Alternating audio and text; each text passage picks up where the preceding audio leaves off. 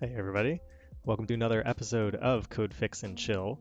I am going to be working on Golem tonight, which is what I've decided to name the project that I've been working on so far. The one that runs different programs and kind of makes prototyping a lot easier for your games and whatever. But before I get to that, I wanted to talk a little bit about, there we go, this thing. If you haven't gone and checked out the Unity Humble Bundle that they have set up right now, you're messing up because this thing is insane. It's about $1,000 worth of asset store assets that you can get for 15 bucks. So I'm going to drop a link to this on Twitter. I think I already have.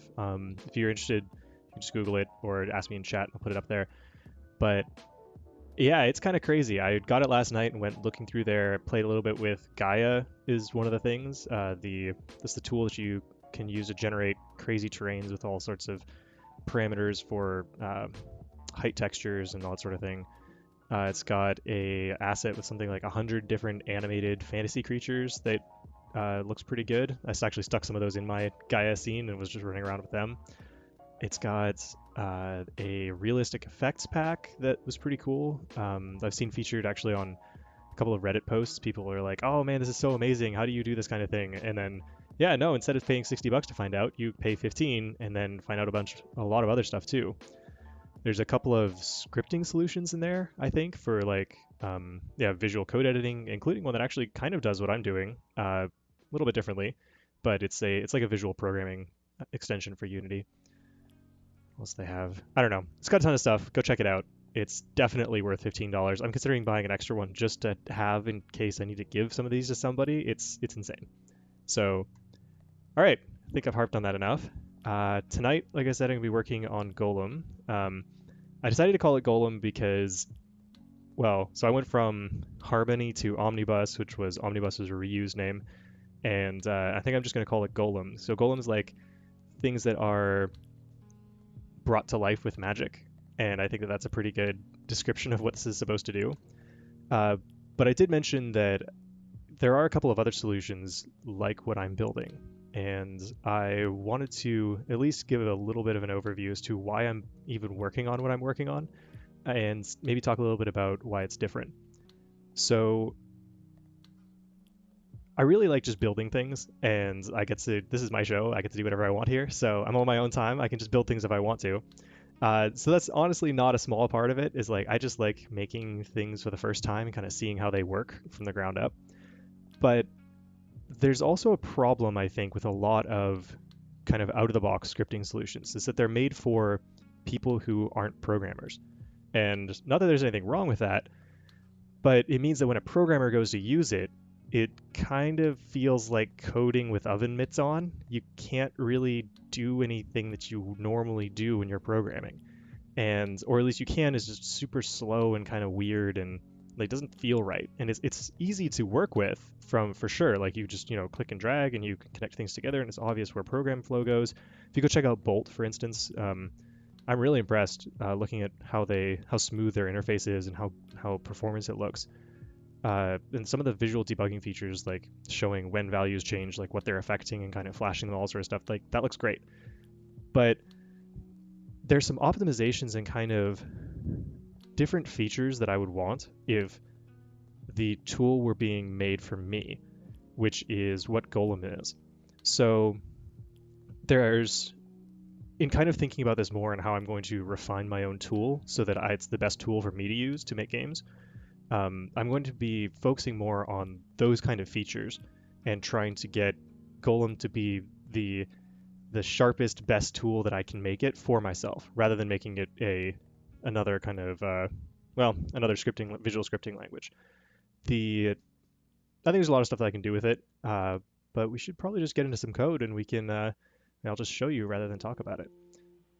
So let's see here. There we go. All right, I think we're in code mode here. So this is, I was looking at Moonsharp. I was thinking about adding some Lua scripting to this actually at some point, but we're going to start out with today. I think I'm going to go through and, right, I actually have to do this renaming. So there'll be a little bit of kind of just cleanup and that sort of stuff going on while I get things set up to move forward.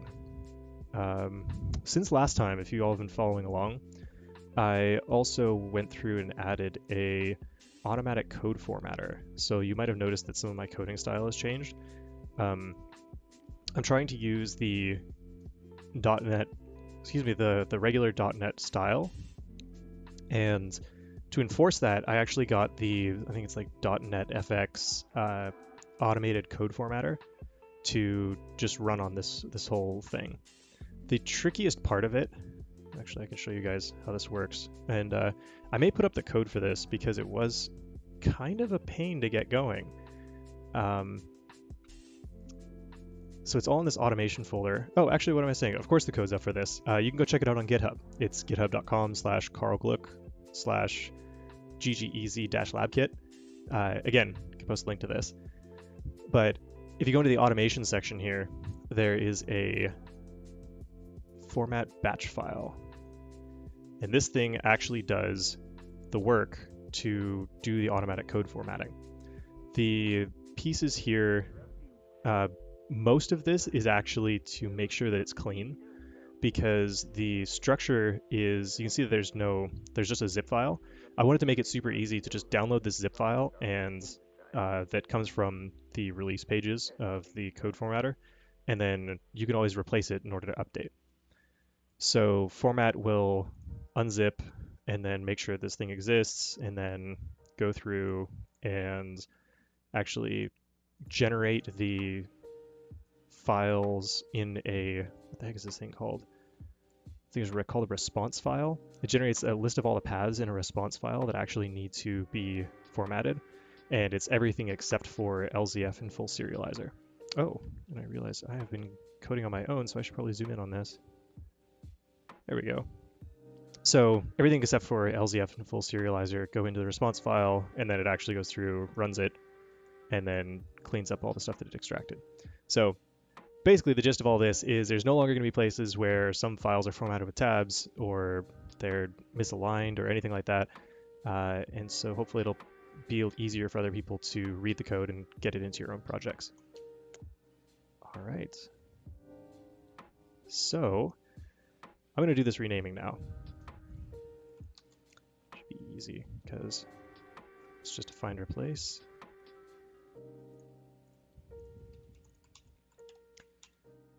Dot. Am I going to put this all into the Labkit namespace? Because I think I want to actually call, yeah, I'm just going to put this in the Labkit namespace for now. Done. So I'm thinking about moving everything in here into the Labkit namespace. Right now, some of them are just chilling out in, well, not this one, but some of these are just chilling out in the GGEZ namespace itself. And since I have actually a couple other assets out there, one of which I will show you. So for example, the Perfect Pixel camera. This one is in GGEZ I think Perfect Pixel camera. So I kind of don't want this stuff to rely on each other or, interfere with each other when you get imported. Not that they should, but cleanliness and all. So I'm thinking about putting all this Labkit stuff into the Labkit namespace rather than just GGEZ. But we'll see. See if it matters. All right. Do a rename on this one.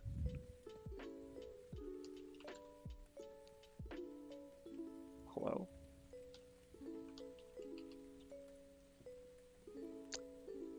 Y'all are seeing me rename that, right? What's going on here? Fine. If you can't do it that way, I'll do it this way. Access is denied. Did it rename it, but not...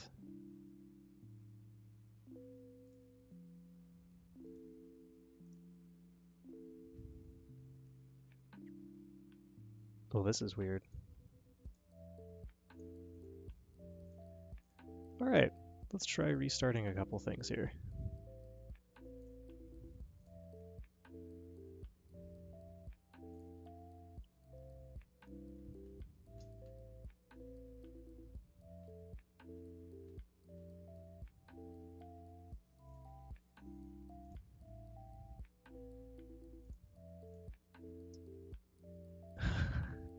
Operation not permitted to rename. Okay. It really just doesn't want me to do that right now. That's fine. Let's see. I hope that this doesn't break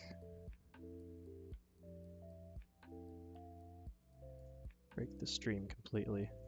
I guess we'll find out.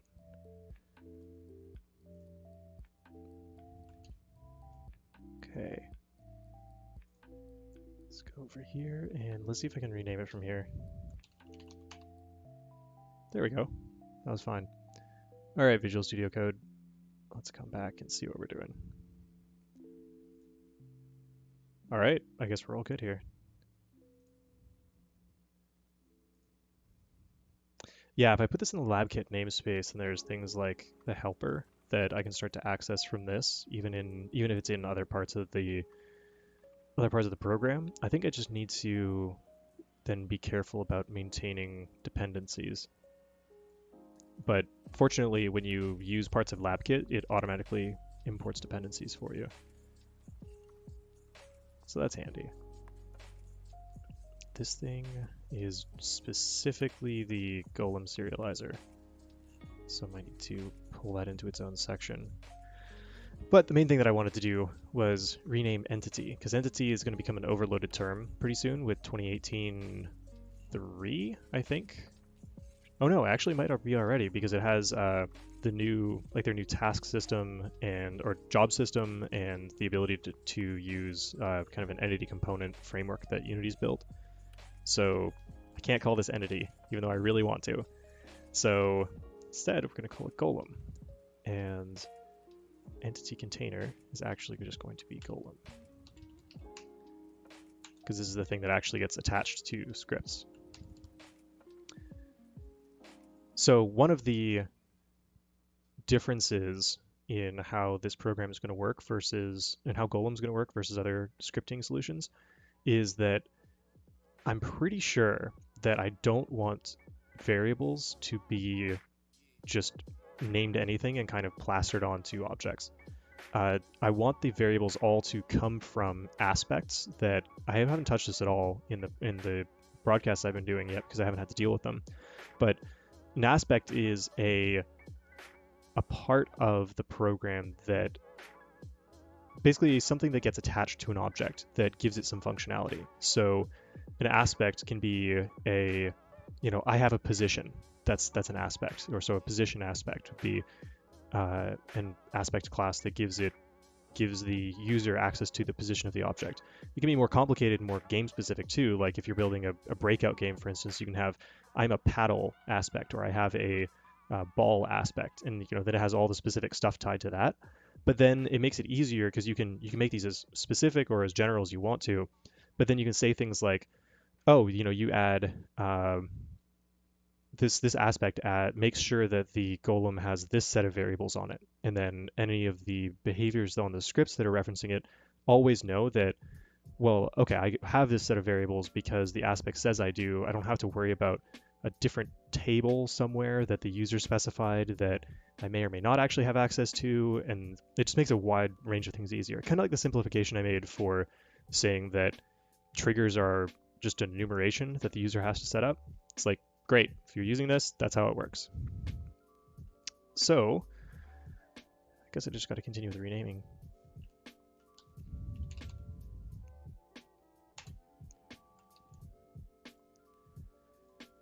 All right, so aspects of the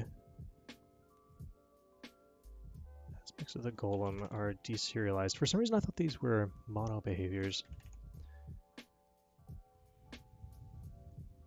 but I guess not.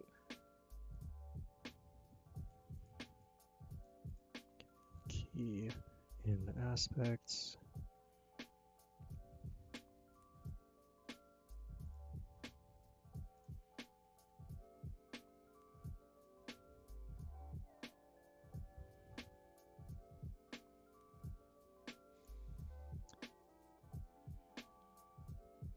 Is this supposed to have... Oh, that's right. And I think that aspects you have actual defined references to in the golem itself. I think because you can have, that's right, you derive from golem a specific type that will have a certain set of aspects if you want it. And then you can use those in code to directly reference the things that I was just talking about. So you don't have to do like a get on it, for instance, like a get component and then store a reference to it or that sort of thing. Like the references will just be there and you'll just use them. So this is, again, making it for programmers rather than just kind of making it a general scripting language. Got it. So let me clean that up at some point.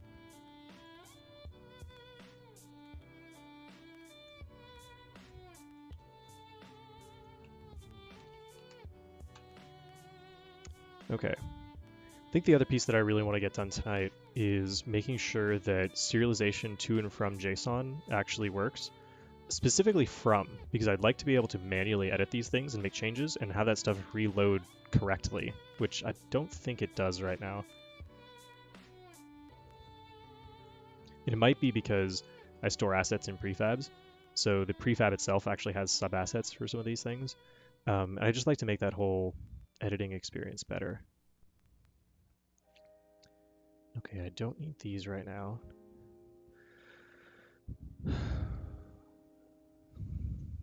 This entity asset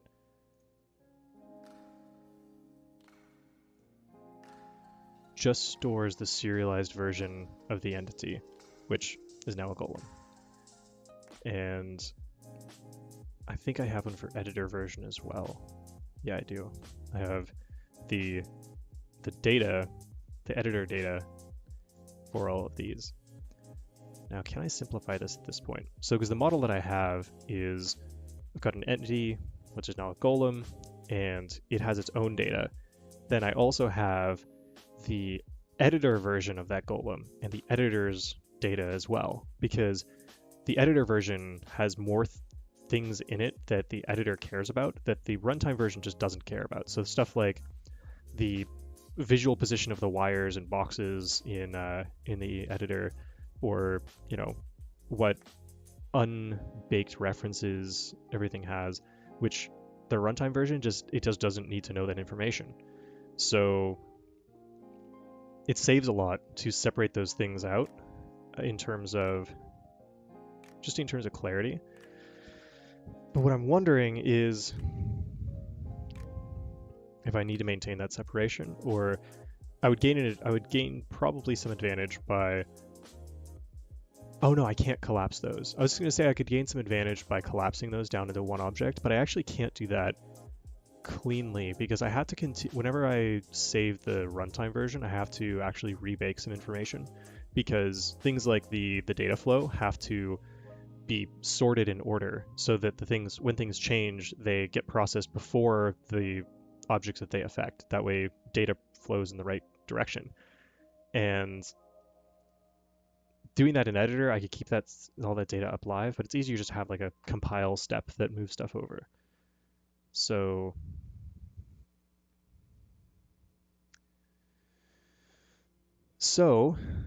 that would mean there's a couple of ways to do this.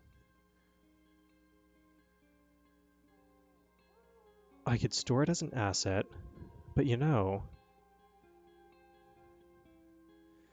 storing it as an asset is really only important, like an actual asset, is really only important if I'm going to be sharing those values.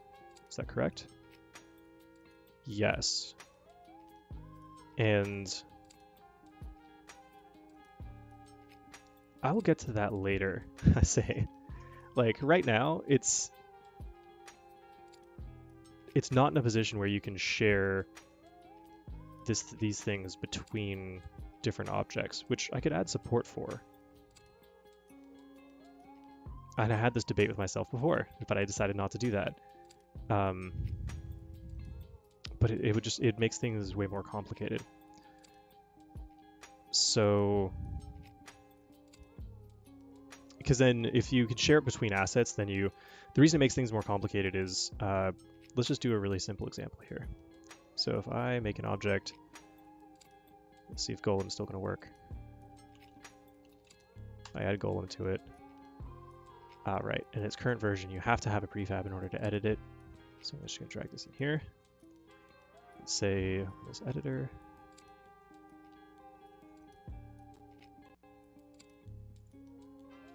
Let's flip this to the correct layout here.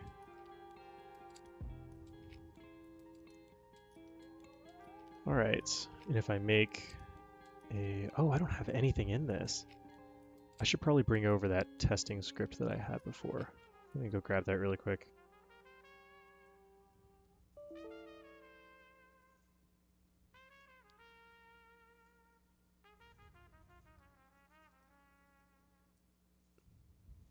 There we go. We're going to open this up, and I'll just put this in here. Okay, so there's a testing script.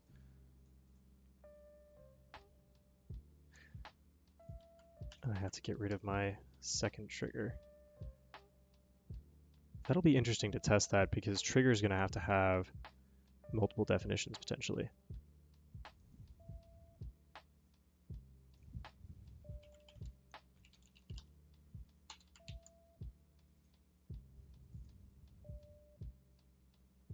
Getting some compile errors because I've renamed some of this stuff, obviously. So let's see if it recompiles.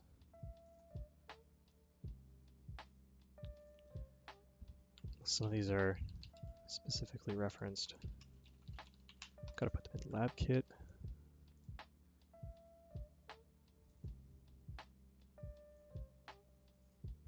And entity containers gotta get renamed.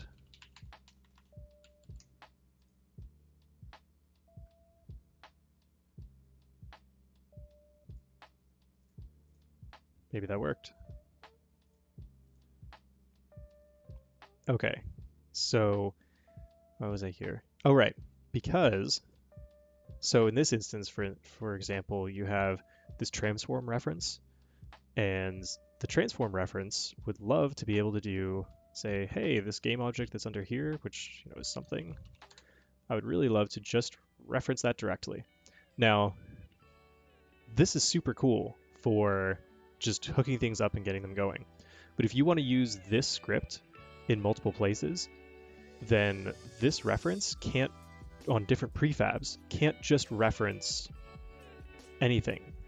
Because what this actually has to do is this actually has to reference an index in this, like, that's attached to the golem that then goes and references that object. Because when you set up the golem, you're gonna have to have a kind of a second translation layer that goes in there to actually hook this stuff up.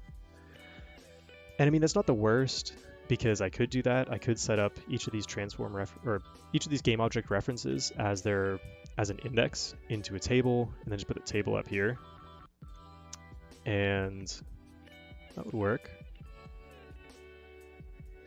But why don't I want to do that?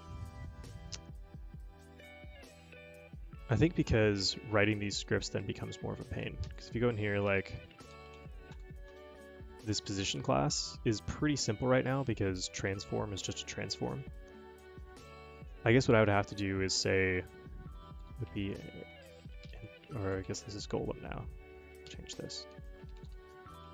It would be golem dot get transform.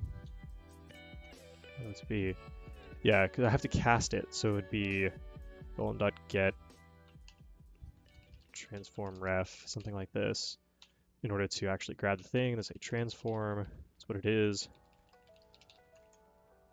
And then I would go through and actually use this transform as these two things, which that's not terrible. Do the rest of it that way. But then the only thing that adds is the ability for me to attach. Maybe that's actually super handy. I mean, if I can have multiple golems on each, like add a bunch of golems to the same object and just kind of cook together different behaviors. But really at that point, I'm kind of writing componentized scripts. Anyway, this is an easy change to make if I need to in the future. So I'll just keep it in the back of my mind. I'll think about it. But for right now, I really just want to have these direct references. And oh right, the whole reason I got to this point is because in its current form, so when I do something like this, like hey, I'm going to grab a read a float variable, which is a float variable, and then pass this to here, then this whole thing should be getting stored right in here. Right, so here's the entity asset, the editor asset. I even got some settings. And these are the JSON values that I would like to be able to pull back into here to have it reconstruct the circuit. And this stuff doesn't quite work right now.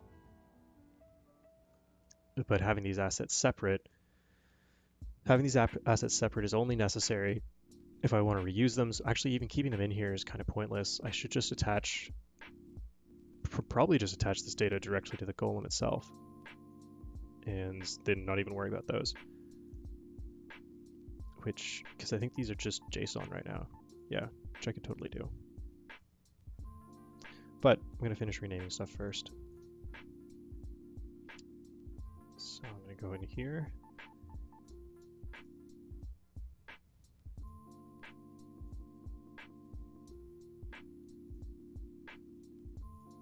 Hey, how's it going?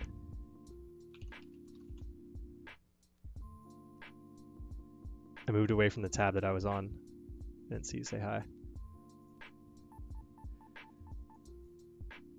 Let's see. Okay, so I'm gonna go in here, and I think most of these don't need a change. You know what, I can't search for entity because I actually have another entity set up here, which I should probably talk about at some point. But I wrote, when I first heard of the Entity Component System from the Overwatch GDC talk, I actually went and wrote a whole system in here for Unity. It's not very efficient or anything, but it does work. But it also means I can't search for entity right now, because I'll just find a bunch of stuff in there.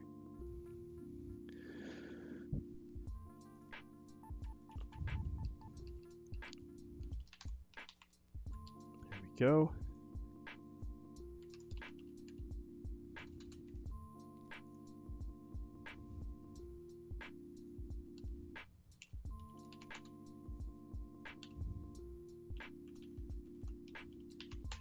Editor data. There we go. And this is going to become Golem editor, which means that this file needs to change.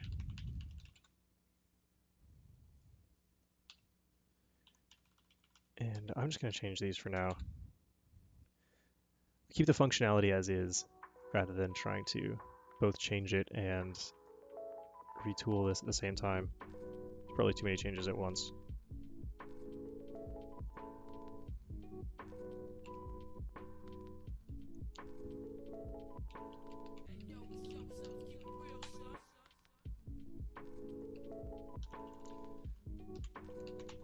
Golem editor utility.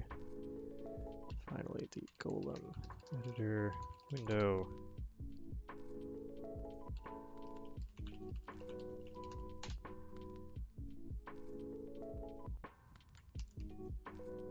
Save all those different things.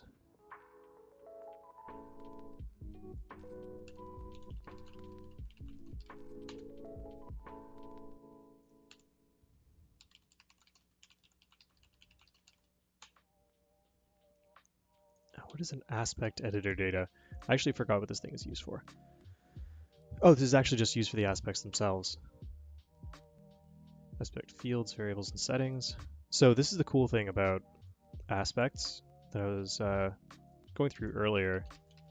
So in this case, I have a joystick aspect that all this aspect does is it just declares, hey, I've got some stuff that I can access. For instance, I need a setting called the dead zone, and this part of this statement tells Golem that, hey, you're going to have a setting that's called joystick dead zone. And then this part actually is the code side that gives the programmer access to the dead zone setting when they want it. And this stuff is basically just boilerplate. However, it's all implemented exactly the same way. but it makes these two kind of pieces fit together really nicely in ways that other scripting languages don't, or like visual scripting solutions don't really have. So similarly, for variables, you do something like this, where you can both it's just a regular getter setter type thing, but it's got this annotation on here that tells Golem, hey, there's a variable called joystick show that's by default true, and it's got this little tooltip on it. So then, but Golem can do some reflection and understand, hey, there's, when you have this aspect applied to the Golem, then it's got this variable and some of these settings, which means that when you're in here and you're saying, all right, I deleted this. Well, when you're actually in the circuit editor and you're looking at a float setting and you just want to get the value of it, then it can just give you a little drop down of, hey, here's actually the options that you have. You don't have any other options just than these. And I think in doing that, it will kind of force good habits, and it'll also make this code a lot easier to later on compile over to a version that should just be super fast. So as this will be more of a bootstrap than like a final solution. Although I'm sure it could run as a final solution for some period of time too, because it's pretty fast. All right. Right. Yep. This is how I did it. So if you see that the Golem is a partial class and it now has this joystick aspect in here. So every Golem, because this is being done for prototyping, every Golem will have access to every possible aspect just as a field on itself. And it can do that if it wants to. This takes up a lot of space as far as, because every one of these references is 4 bytes. But I think for prototyping, this is okay. And I can always clean this up if I want to, or do, specific versions of the Golem, for instance, because that you can derive from it and have like, oh, this is a player Golem, and it always has, it only has this set of aspects, which, it can do when it does reflection on load, then it can just fill those in automatically and everything will be fine. So, okay, all this testing stuff. I need to figure out how to do this testing piece better, but I'm not gonna worry about that for right now. Let's get the rest of these things figured out.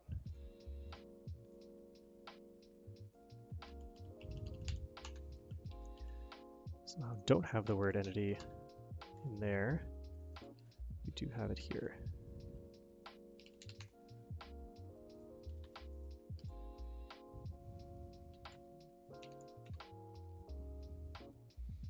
I want to go through and replace a bunch of these comments with the correct semantic version that gets recognized by the code editor. So for example, I went through and I did that on here. And so it's cool because this stuff gets filled in the UI and really helps with autocomplete and all that. So I want to come and do that in here as well, but just haven't had time yet.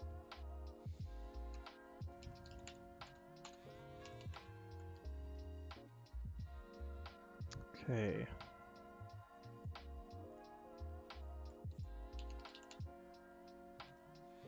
All right, we're all good there. Yep.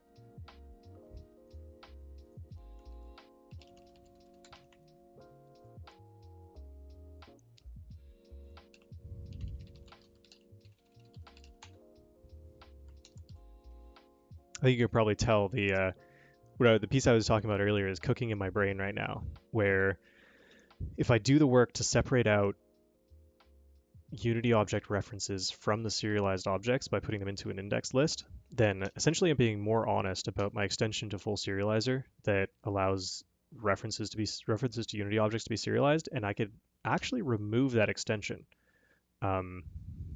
which may or may not be a good thing, because I actually really like the extension as it is, but it would remove any hard references to Unity objects inside of serialized objects. Oh, but it wouldn't do it for settings. That's the other piece. It's nice to serialize settings with Unity references built into it. And I think I use that right now because then you can have references to other assets. Ah, dang, this is kind of tangled. I want this to be a little bit cleaner, so I'm going to keep thinking about that while I finish renaming all this stuff. There's the golem asset.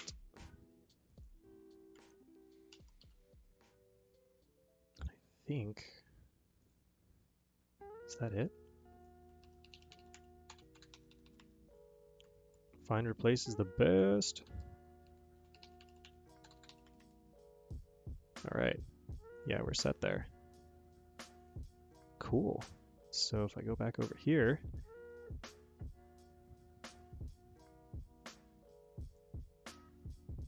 clear that out.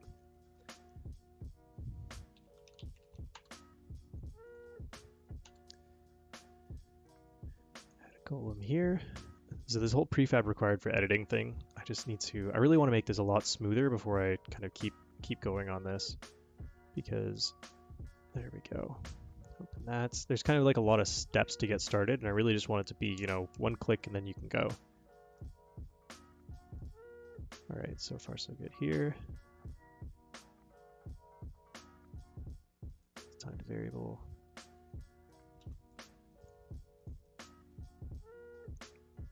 Grab the float variable x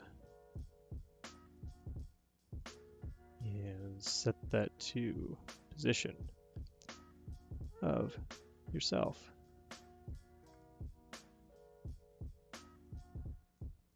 And when you enter, the first thing you do, you might have noticed that the transition was glowing there when I was hovering over the state it actually transitioned to. That was just a little addition in between stuff in between last frame or last stream and this one. Okay, so add delta time variable x, great.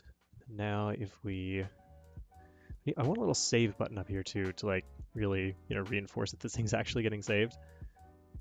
But if we go back over to here, we're going to I'll just add a cube to this because I love watching this white untextured cube just glide across the screen. There are 0 candidate types is the output that I got. Oh wait, I have to do this. Ah, see, okay. So I wasn't sure that this thing actually got saved. Looks like it didn't get saved. Whoa, something's just completely wrong here. Look at that. I have a bunch of different assets. Yeah, this stuff has got to change. Okay. So I can, the first pass version, like the low effort version, is to just move all of this data into the golem itself and have it just be a string rather than being a separate asset. The thing that I worry about with that is that when you instantiate an object and it copies, basically it'll serialize itself, and then in Unity when you do an instantiate, it's an object serializes itself and then deserializes itself. So the entire spec for the whole object, I think, is getting serialized and deserialized every single time you duplicate it, which is just wildly inefficient. Like, you don't need to do that. So I can take control of the serialization if I put the serialization callback thing on here. I think it's like I serialization callback receiver. If I stick that on there, then I can make it override the default serialization behavior in some cases, because I think I have to basically mark certain fields as, no, because if you don't mark them as do not serialize, the data's got to be stored somewhere. And I think that as long as that data is getting stored, then it doesn't matter. It's just going to serialize, deserialize it, which that kind of stinks. I think that's just what I have to do though.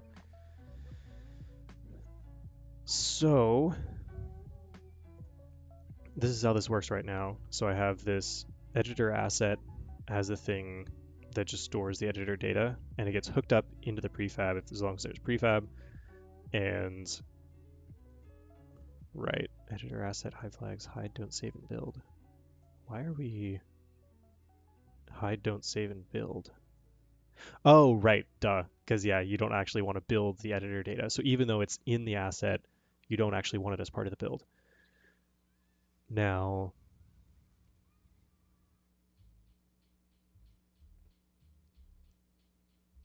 this stuff doesn't get instantiated. So if I just drag this golem out, for instance, the fancy thing about these being assets is about these being scriptable objects is they actually don't get instantiated when you get pulled into the scene here. But the stuff like this shouldn't happen. This is just wildly wrong. All right, and I can't manage them by themselves because this stuff. I did some like Unity trickery to get this stuff to work. I think it's coming back to bite me right now.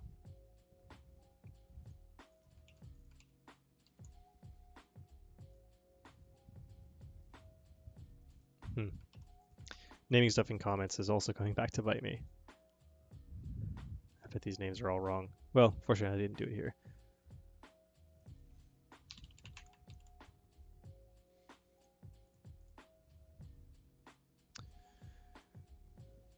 So I think this is just a question of how I want this to work.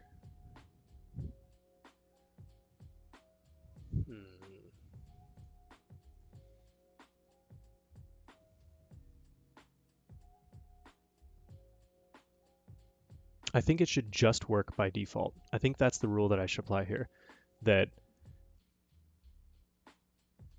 whatever you should only offer options whenever there, I think this is the rule, you should only offer options when there are no appropriate defaults. And in this case, there's definitely an appropriate default, which is just put it on the object, because if the user wants to share things between objects, they're probably going to take, the user being me, they're going to take additional steps in order to make that true, and willing to go through a little bit of extra pain rather than up front having to deal with the complexity of, oh, well, do I want to actually store these things as separate assets, or do I want this thing as a prefab? Do I just want it as a one-off? Let's unask all of those questions. That feels good. That feels right. So I'm going to delete that. This prefab required for editing. By the end of the session, prefab required for editing, not going to be a thing anymore. So let's make this true. Okay. So this golem editor asset is only used in 2 places. So that's a good sign. How does this work? In an objective way. Maybe he's walked in and set upon something. Right. So it has, I have JSON here that is actually the string and some data that gets pulled out of it. And this is non-serialized and temporary so that I don't have to continuously reload from the JSON itself. I bet this is what's making it so I can't actually like hand edit this JSON. So that will be the second step, I think, is to make the JSON hand editable. Right now I'm just going to wave all of this stuff away and say, no, this is not how it works anymore. So I'm going to go to the golem itself. I'm going to remove these references. So this is the reference list I was talking about earlier that I might just expose publicly and use indices into if we are to pull the assets out separately from what they are in here.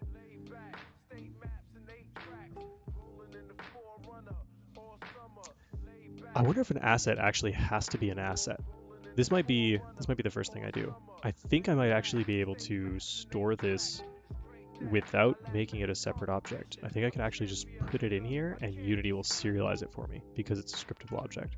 So I may not even have to get rid of this in order to have it function correctly.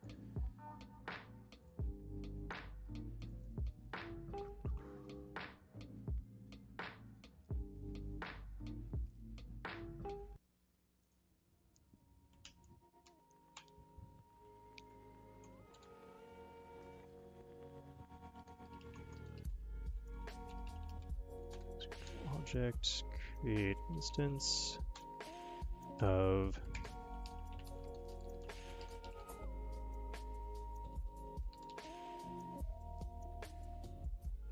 golem asset.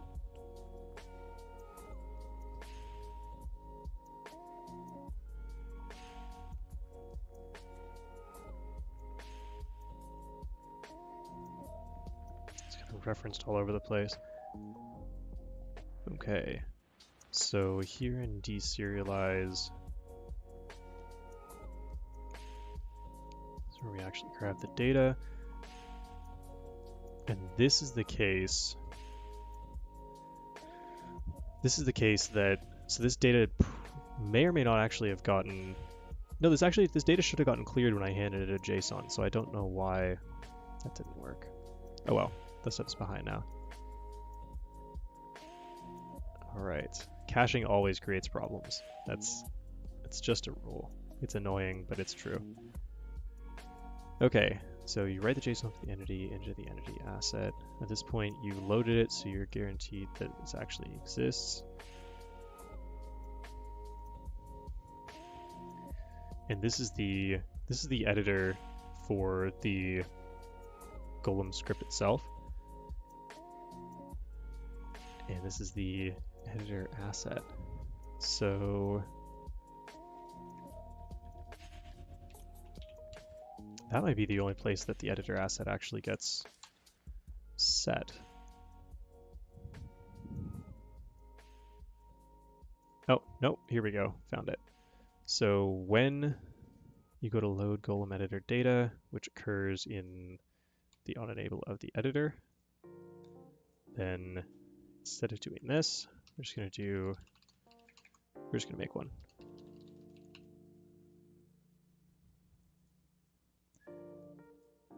Hey, Dave. I love VS Code. It's really smooth most of the time. It's a little tricky to get running with OBS in order to stream it because you have to start it in like no GPU mode or something. But yeah, overall I really like it. I kind of wish it had better Vim support though. So because I usually use Vim as my editor, and it's only okay with that. What do you use?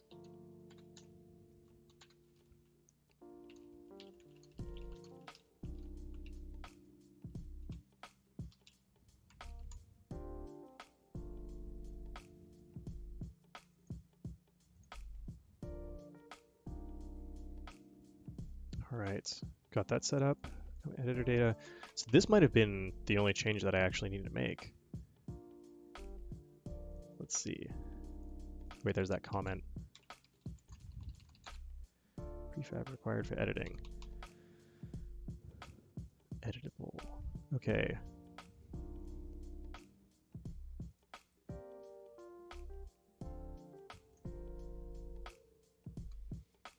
Right. So if I had previously, I was restricting it to just being for prefabs because I was only sticking the editor asset inside of prefabs itself. So I don't need that restriction anymore.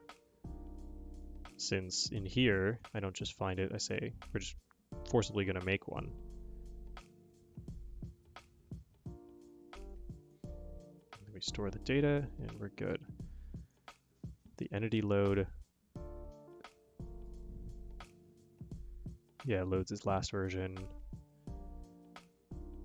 Does this one care if, okay, yeah, if its asset is null and you're in the editor, then just go ahead and make an instance of it. I wonder if I should do that on validate. That's probably just a good thing to do on validate, but I'm going to see where this takes us so far. We're going to start fresh here.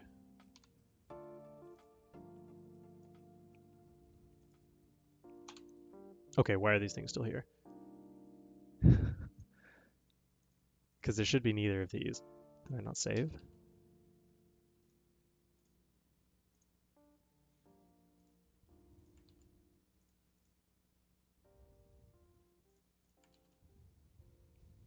Because I'm pretty sure I just nuked those.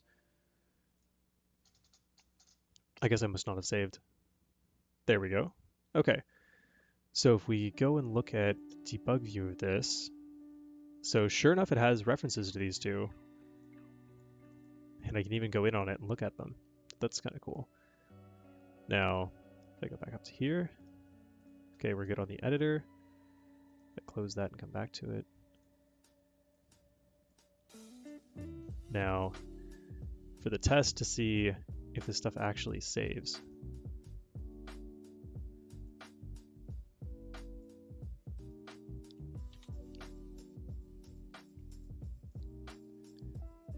Create a transition that goes over. Let's just leave it with yes. Okay, close that editor. And it didn't save. That's disappointing. Okay, so I need to figure out why it's doing that. So it's going to be in the Golem editor window. So basically whenever something changes in here, it's supposed to write.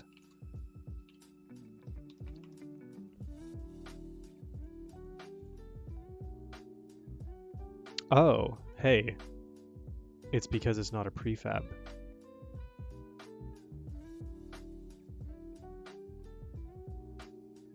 So the Golem editor data only wants to actually save if it's a prefab. And so when you save the editor data, it goes through and it compiles the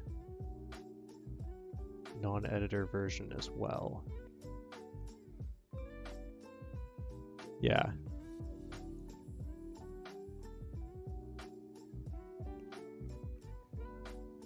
And I think that these things cause an infinite loop when I turn them on. But what I want to happen here is just set the dirty flag on whatever it changes and just add the data in. So set the dirty flag on that one. The game object shouldn't have changed. The only one that should have changed, okay, so entity asset. Yeah, the entity asset changed and the editor asset changed, which this one should really just go here.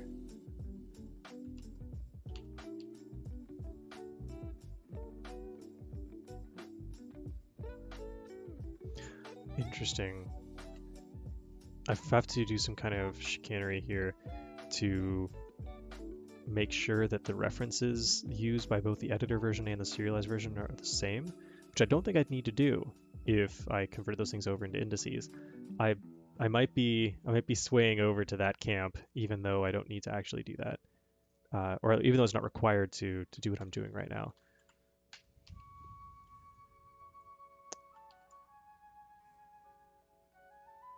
Okay.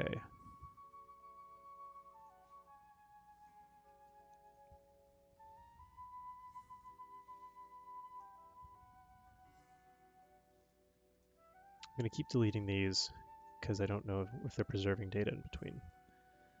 All right, let's just say an enter state. Let's see if it keeps its reference.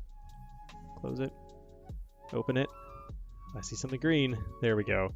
Okay, so now it's saving. So far, so good. So we're gonna make the normal state. Transition between them. Set the x variable to time just to have it do something. Read the x float variable. Set the next position to that variable of this cube that I just added. And so now everything works without prefabs, so it should just function right here, right?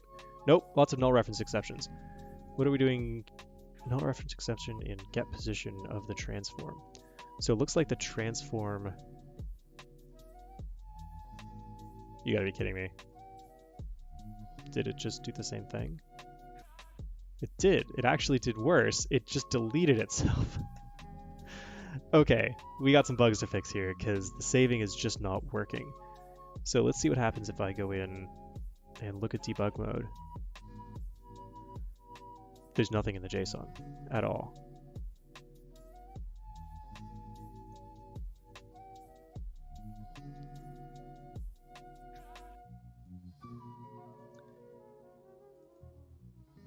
And I don't think there's going to be anything in here either. No, there actually is. Look, there's stuff in this script. I wonder if because we didn't dirty the object itself, if its references... No, its references are set. So, well, let's go and look at this. Yeah, the transform reference is right there.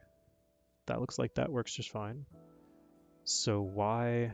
Yeah, actually the code is even editing properly, but there's a null reference exception on the transform's get position. So it's like that's not getting hooked up properly.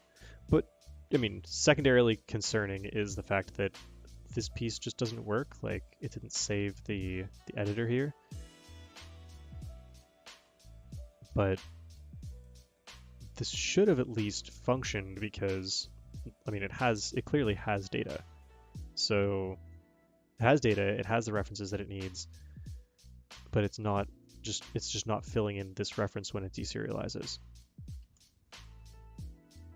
So why would that be?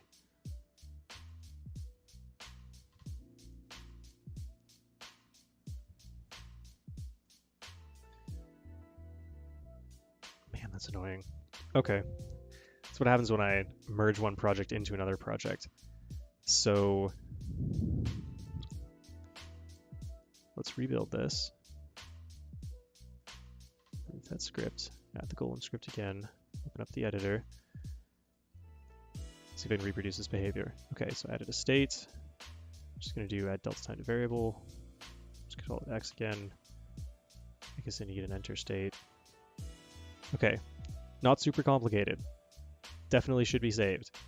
So let's go look at debug mode and see what's happening here. The editor asset for this has lots of data. Look at all that data. You guys saw it. There's data there. Then if I go up in here and go to the actual golem asset that got output, yeah, great. Doesn't really do anything, but that's because I don't have any transitions, so that's fine. If I make this transition here, then this should just change. There we go. See? Okay. You guys are watching this happen again. All right, see you, Dave.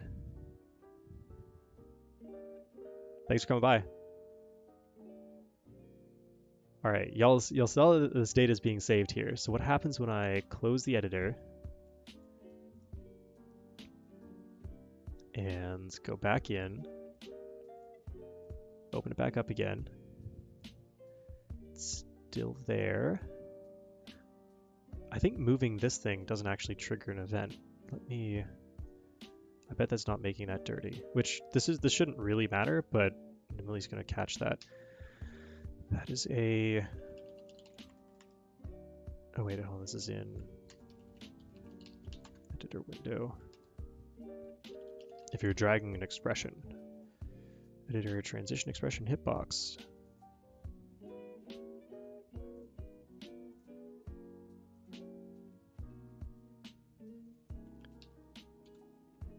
Editor transition expression, this one. Anytime you end a drag, it should probably just resave.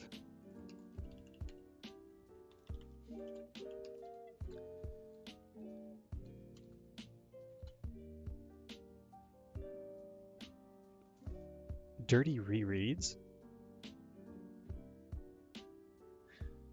Interesting. Oh, dirty is... This is...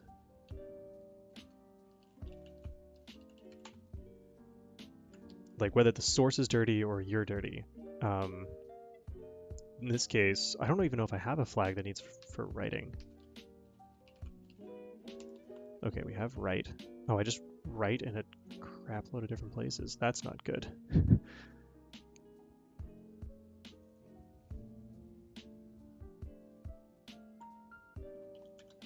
I see how this is done. So at the end of this is the inspector loop for the main window. And at the end of the loop, I just say, hey, if anybody says we should write, yeah, go ahead and write. Sounds good. Now, that's complicated because I don't always want to write every single time. And plus, I don't know if everything in here actually tells you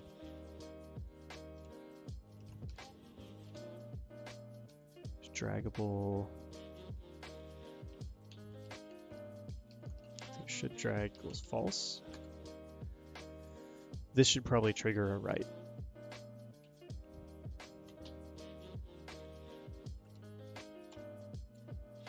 Yeah, turning off should drag. If draggable. So if you're dragging something, then it should just write when you're done.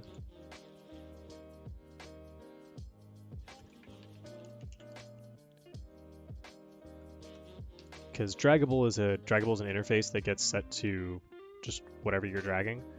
It's an interface so that you can drag like any object using the same set of code here. So it's been really handy.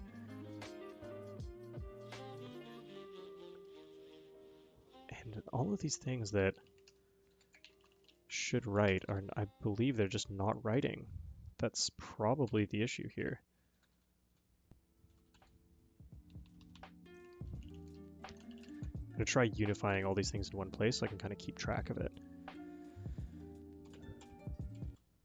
Okay.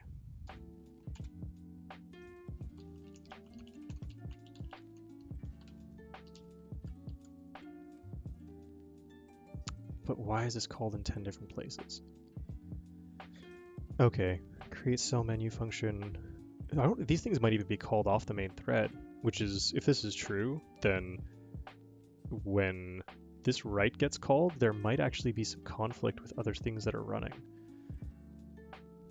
So it probably actually wants to get called on the main window. Yeah, that's probably okay. So all these places are in callbacks. Yep, callback, callback, callback, callback, callback, callback. Okay, so what I'm going to do instead, should write is getting promoted into a local status variable whose value will just persist until you actually get written. And the other one, which is the dirty, is simply now should read.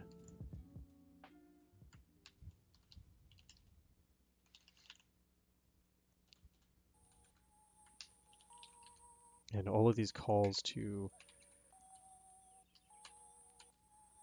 this is doing a regex search, that's why.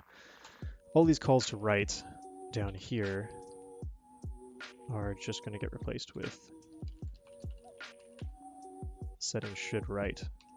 That way they actually occur on the GUI thread and we can know that these things are operating properly. Oops. Getting ahead of myself.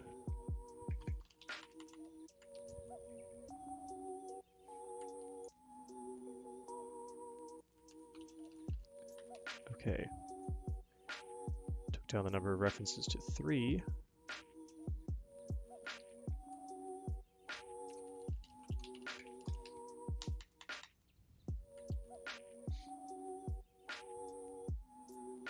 Okay, now write's only called in one place, which means I can actually delete it, since I don't want to call it anywhere except for right here. And right here I can just forcibly save the thing so that it will get written into the object and hopefully actually run. So if I move this, I should get a little output that says write. Did I? Sure didn't.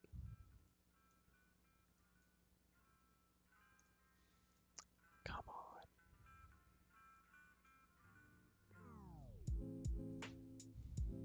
In fact, I should get an infinite output to say write because I never turn that back off again. So, oh, except at the top of, no, actually, the only place I ever set it to false, that only adds true, The only place I ever set it to false is right here, which is predicated by, or preceded by, a write, and never get that output. Set, thank you. Yes, yeah, I do need to set it back. But it's never getting called in the first place, so I'm just confused. Maybe I need to close this editor again. Okay, back to opening it up. If I move this, I don't get a write. And this is a draggable, so yeah, I don't get one on this one either.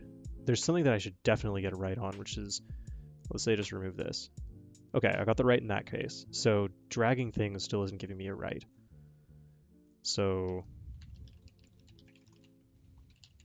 wherever draggable gets set to null, okay, there. Should right get set to true. Draggable is null if you mouse down on an editor cell. Oh, this is fine though, because you're going to drag position on something else. So unless you go right from dragging one thing to dragging another thing, then that shouldn't matter.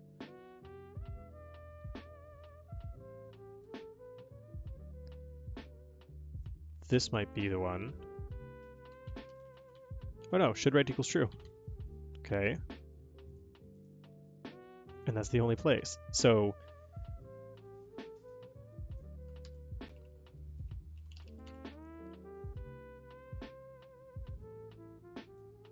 we just set it in here.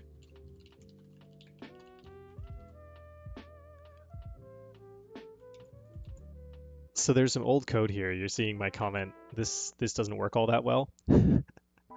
There's some old code in here that was making it so that if you clicked on something, then you could just move it around with the mouse. It got a little janky though, and I just wanted to support kind of a second way that I've seen people move things. But this is correct. It doesn't work all that well. It's it just ends up getting things stuck to your mouse sometimes, and it's kind of annoying.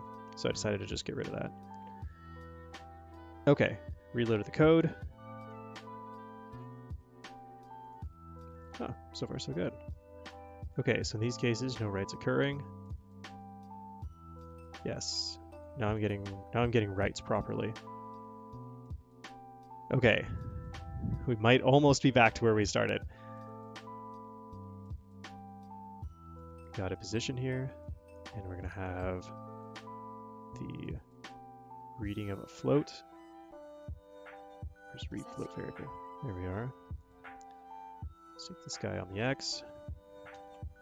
Ooh, that was a lot of... Whoa, yeah, that's a lot of output there. Oh well. I'm gonna add delta time to variable X, and now, if everything worked correctly... Good, okay, I saw the right for that one. When I close this, and open it again... Oh, hello. There, okay, we're back. We gotta see the same thing. Now when I run this, if all goes well, still get null reference exceptions. Come on. Let's go see what's actually null. I mean, I know it's null, but let's find out why. Okay. So here we are. Yep, transform's just straight up null. And I think all the cells are correct.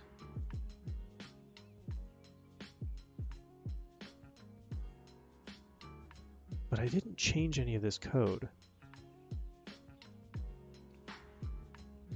Oh, this is really cool.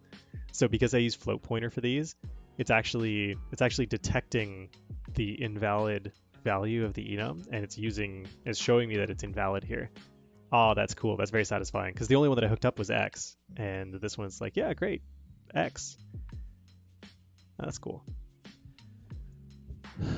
So that's actually something I have to consider, is if I use indices for instance, for these references, then I won't actually be able to inspect those objects as easily. Is that true? Well, I mean, I still have to convert them to objects locally, but then I also have to pay for the cast every single time. Because right now I pay the reflection cost at the beginning, and that's fine.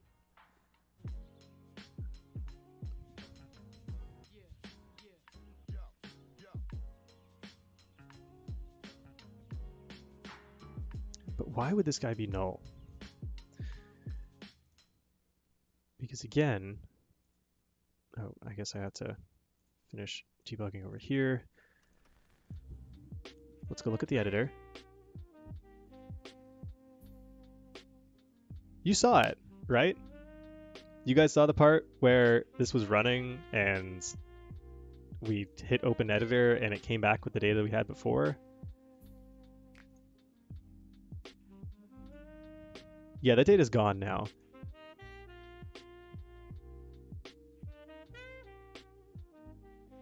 So I went through a play cycle, and that appears to have been the piece that killed it. So something about going into play mode just obliterated the editor part of this specifically. Which I bet I know why. Okay, let's go into debug mode here on a different object actually.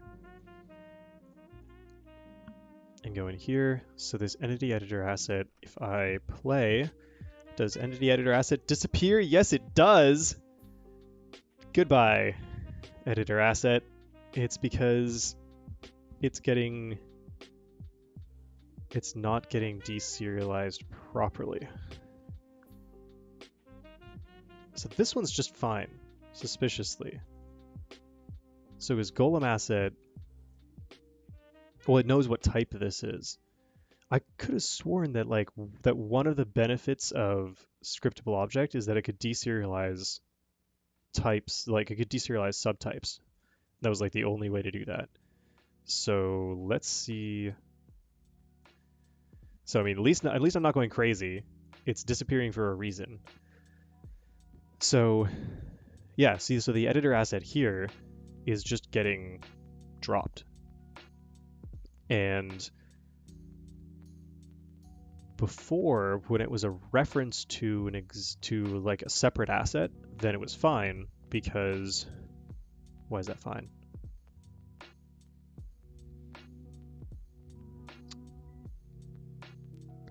It was fine because it didn't need to know its type in order to deserialize the reference. But in this case, I guess it feels like it has to know its type. So it gets pushed into play mode, doesn't understand what it's doing. So it loses its scriptable object reference. You come back out of play mode and it doesn't have anything there. So I bet if I go and open the editor and create an entry state in here, then go look at this thing in debug mode, that now we have an entity editor asset. And just to confirm, if I hit play mode, entity editor asset disappears. And weirdly stays disappeared after coming back out of play mode. So it must be a serialization error. It must be a serialization error because I bet when it comes back out of play mode, the Unity behind the scenes just like reloads everything in order to restore the state that you had. So it can't be serializing the editor asset properly, which means that I'm in a pickle because the editor asset, I can't actually put the type in here. I don't think.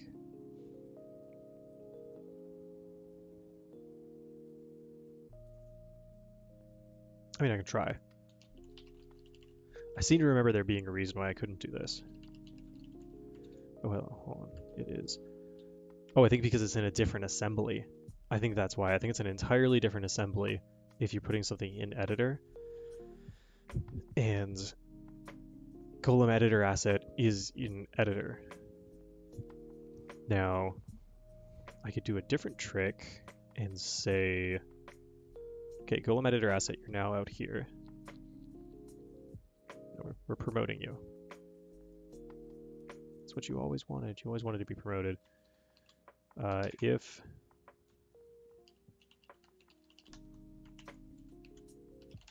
only declare it in Unity editor.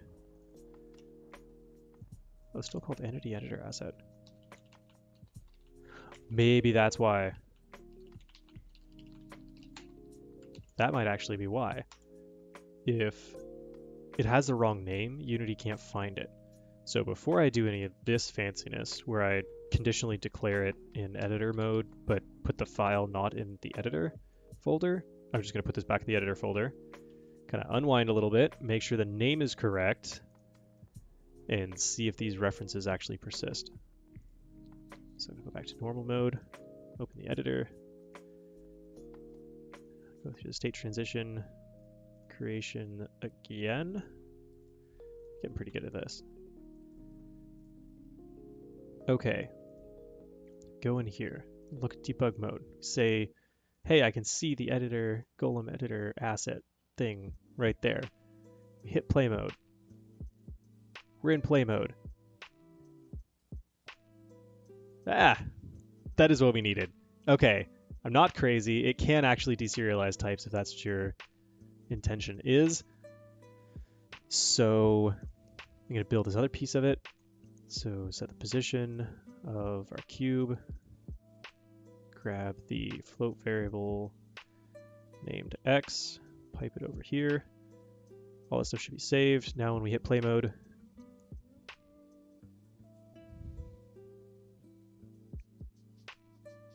we're still null referencing. Okay, fine. Well, at least I know that it's saving the data now. So that's good. But why it's null referencing, I just have to dig into this. I do like how this is set up just to work right out of the box. I don't have to kind of fiddle with anything else. But oh, hold on. Did that reference not get saved?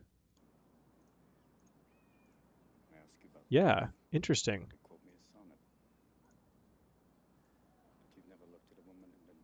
I see it right, but that reference doesn't actually get saved.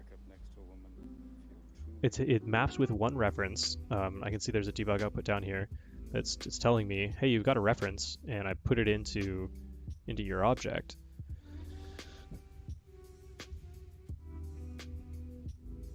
Do I have to set the game object to dirty? I wonder.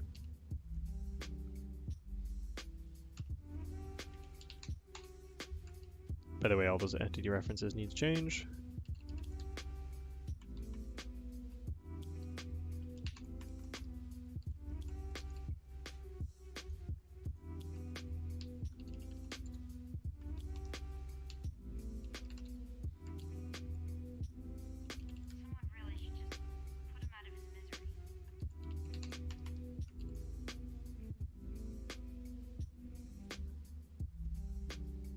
Okay, good.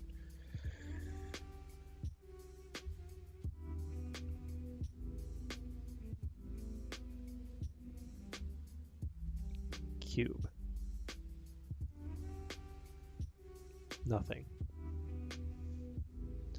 Does making this a prefab fix this? It'd be weird if it did, but I've seen weirder stuff, so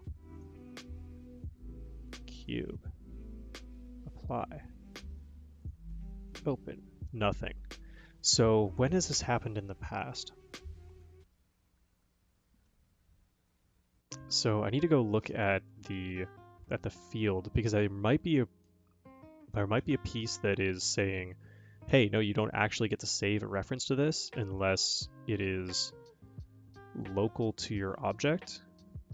But no, but that can't be happening because it is actually telling me that these references exist. Oh, and in fact, I could just go debug this because if I look at the debug, references 1 cube, done. And in fact, I can go in here and I can go look at the asset itself for the golem behind the scenes and see that in the transform, it's using Unity reference 0. I wonder if my full serializer implementation is actually not deserializing Unity references. I don't think I tested that. So probably need to write a test for this.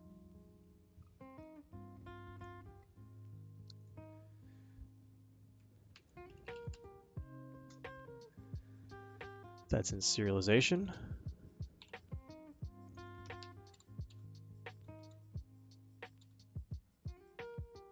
That's it.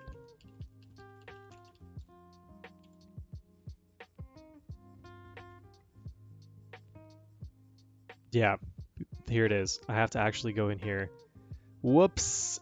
Ooh, that was novice. This was during my import from the other code base. I must not have actually. I did a whole bunch of cleanup on full serializer because the library is a little old. So I went and found all the issues on GitHub and people who had committed, extra fixes for pull requests or made pull requests for fixes that haven't been integrated. I did a whole bunch of just basically cleanup to catch some corner cases that people had been finding. Things like, oh, if you derive enum from unsigned long, then it doesn't deserialize properly, or I don't know, just other good fixes that needed to be contributed but haven't been integrated over the last like 2.5 years or so because the project isn't maintained anymore. Um, anyway, went and grabbed all that stuff, put it in, and it involved a big stylistic change to a lot of the core libraries or a lot of the core files. And in order to integrate my stuff, I had to go and kind of do a side-by-side comparison and just copy stuff over. I must have forgotten to actually do the deserialize one. Unfortunately, to me, this looked so much like a bug that I had seen in the past that I got trapped in thinking about why it had happened before rather than kind of looking for something new. So where is full serializer, the Carl version? All right, so this is old full serializer, this is new full serializer, is object reference. Right, here is Unity object reference, which I bet I don't have. Done. This is key Unity object reference. I did the serialization pass, or part, but not this part.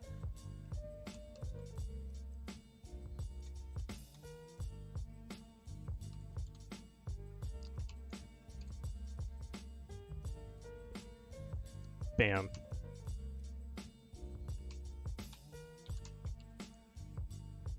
If it's a Unity object, then grab your reference ID and actually just go in the list and look it up. That will be the end of that. Seems to get a little, there you go, there's a reload blip.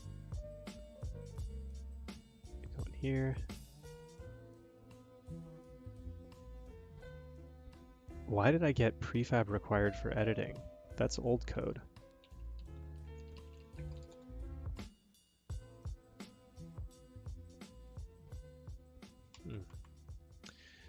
Because the editable...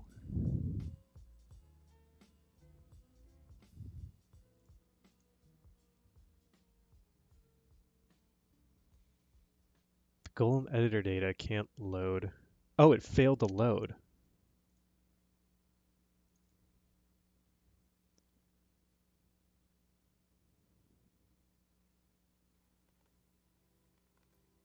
Huh. Okay. I mean, so that would make sense. That's a weird message to get when you fail to load, but...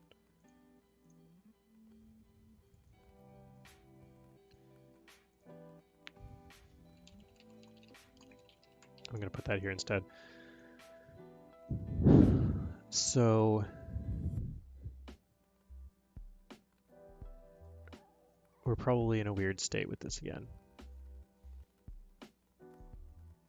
Okay, where are we? Getting an error way down in get attribute after a cycle reference after. Let's actually just go look at the code that I just added and see if there's anything I should be paying attention to.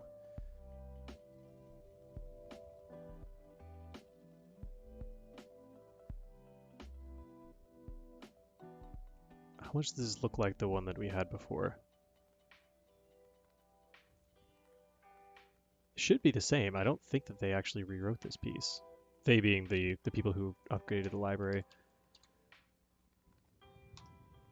No, this is the same.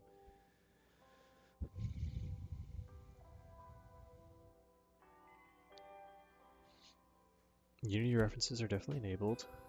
Get processors null might have had...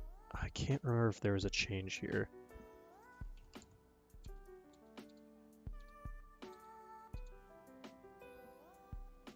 thought I might have had to add something to this. Right. Hold on, cache null processors? Is this something that I did? Ugh, I don't remember.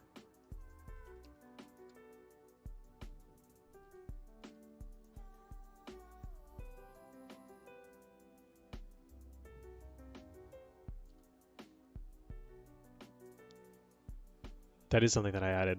I added cached null processors. If the type is null.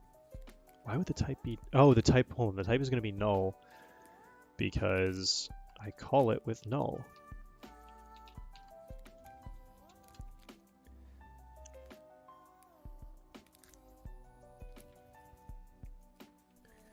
And is that because this always succeeds otherwise?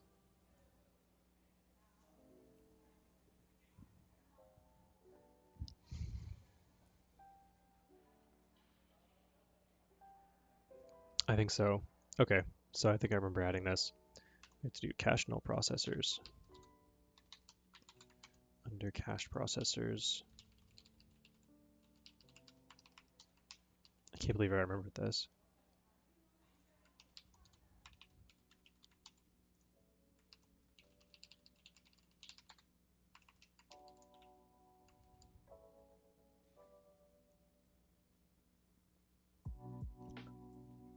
Right, because you can't have a null key in the dictionary.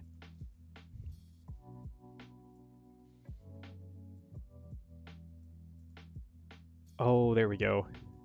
All right, we're back. Look, and it's even got the cube transform in there, which means when I run this, we should be back in action. There we are. Okay. Good. Golem's back to doing things. I'm going to take a quick break. I will be right back.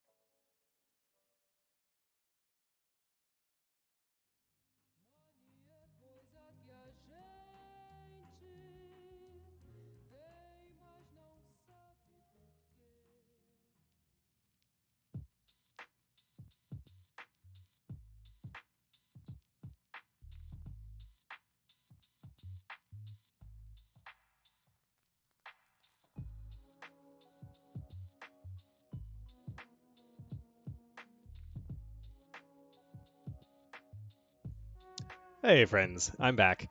So I feel pretty good about what I just built, but all right, see you later, man.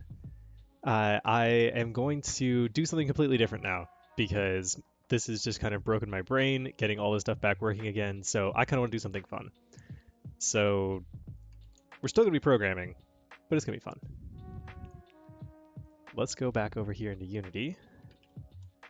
And I kind of have an idea for, I want to do an on-screen display for stats just to make it really easy to kind of dump out things while you're playing the game or while you're playing a game that you're working on to show stats. So I want to make a little graph that just, I don't know, displays data. We can make a display frame rate or something like that at first. And I want to add that into Labkit. So let's get started. So I'm going to just, actually, you know what I should do? I should commit all this stuff before I get working on something new. Swap to Golem, fix bugs. Great commit message. Okay. Let's build a graph. I guess it's not really a graph, it's a chart. And this way it'll have a different name from what people actually expect the graph to be.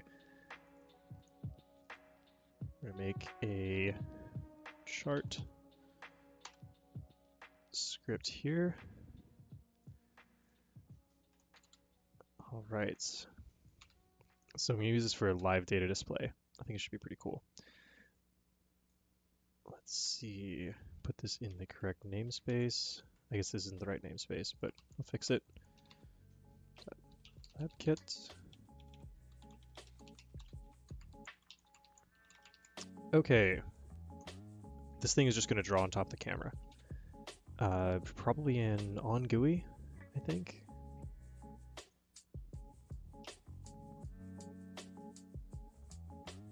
Let's see, GL draw Unity.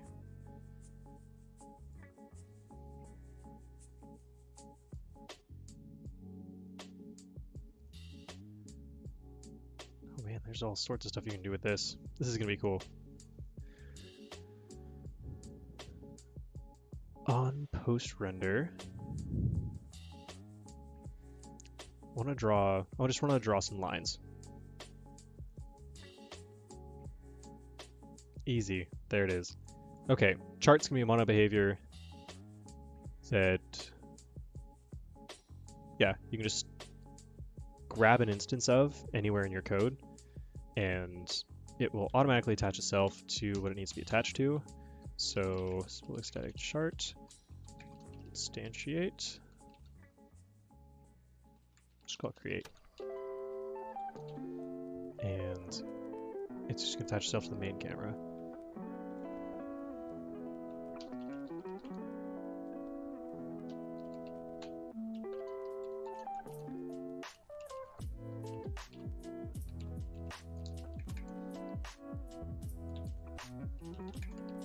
Straight up return it there. That way we can use this on post render to push matrix. We can use just some raw GL commands to draw a line strip. Okay.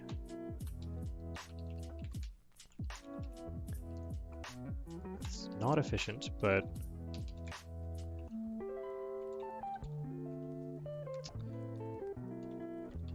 do gl dot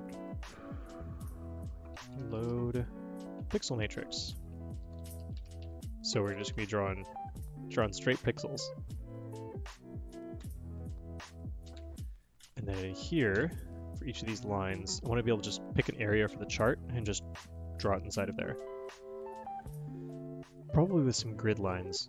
I can get fancy in a little bit. We'll do this first.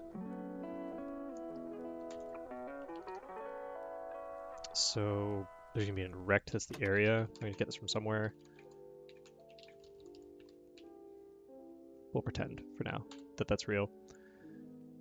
And because each of the vertices there's just gonna be some data that you push in, probably a float value. I could even have it auto find its range if I wanted. Let's see. So data point. The chart could be based on time, could be based on, if the data points need to be 2D, like you have, it's not just a series of points, but it's like there can be variable amounts of time between them, then this becomes more complicated. So probably should make each chart a different type, but that's fine. I'll just do a really simple one for right now.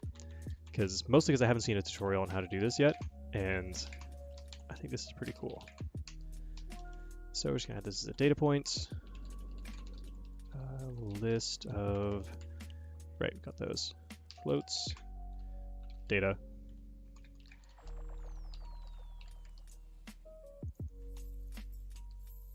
The main piece is, oh, I want to add, hold on, max points.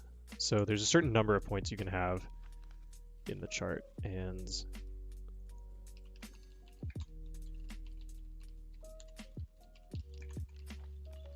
this way old data starts getting pushed out as new data comes in.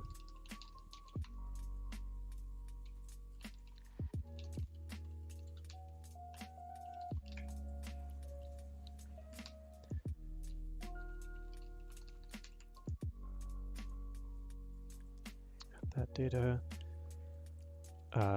Here we can trim it.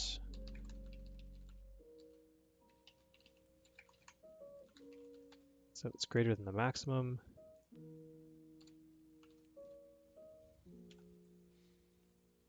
Oh, I can do something really clever. Okay, so I'm going to do something even more clever. Check this out. I'm going to write this so that it doesn't involve allocations. This is really just me having fun at this point because the last thing was like, I just really wanted to be done with it and have it work. So I'm going to write this using a ring buffer, which is just a fun data structure to use. So here we go. We're going to do this float data equals, we don't know what this is yet because this is actually going to be determined by the max points. Okay, initialize that. And we're going to say there's a begin and end pointers.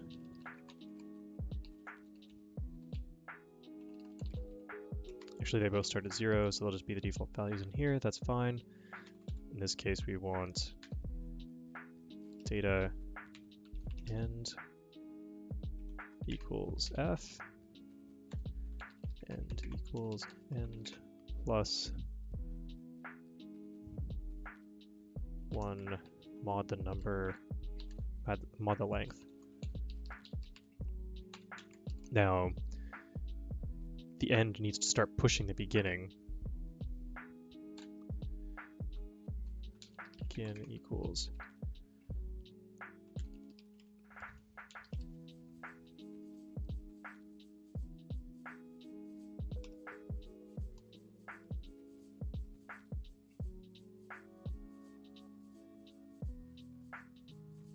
if the beginning, if the ending has caught up to it, so next end. So this is when the ending catches back up to the beginning. It's like a snake eating its own tail. It's going to go all the way around the ring buffer, come back to the beginning, and start pushing the beginning and eating the data from it. So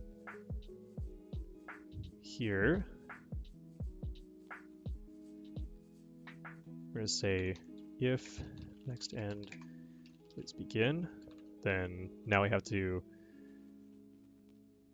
increment begin.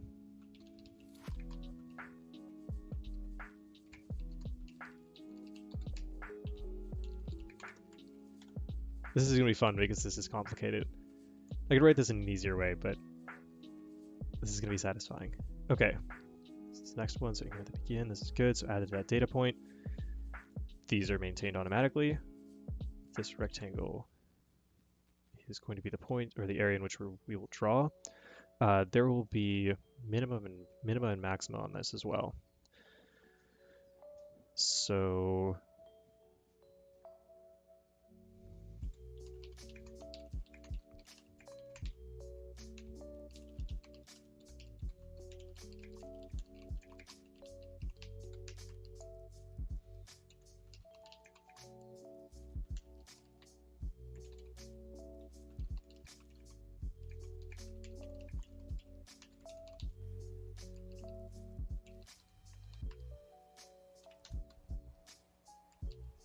okay, so it's going to maintain the minimum and maximum.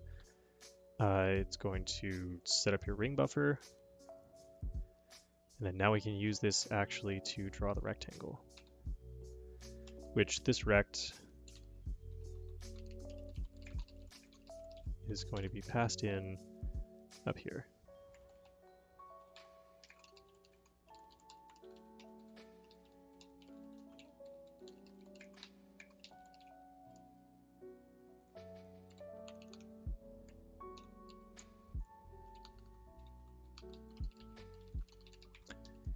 Since we're in the editor, we can do that.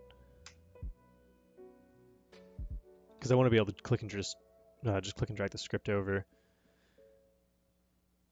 which means I can do the same thing with this one, just to show the actual data that's getting stuffed in there. Do I want the beginning and ending? No, I mean, this thing's supposed to just be visualized. This is just for testing. So, actually, if it's just for testing, we'll just do this in an update loop.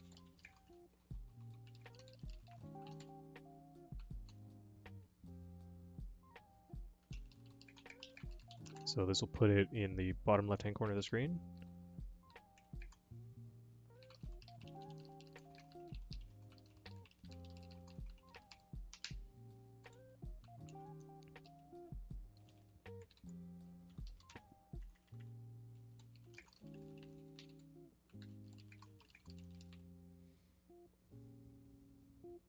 So we're going to have, if we're running at 60 FPS, we should probably have, that's 1 second of data, so like 120 data points.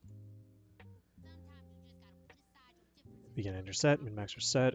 In this case, we're going to add a data point that is simply 1 over delta time. Okay, so now when I add the script to the camera, then it should just automatically set itself up. In any case, here we are going to go from begin to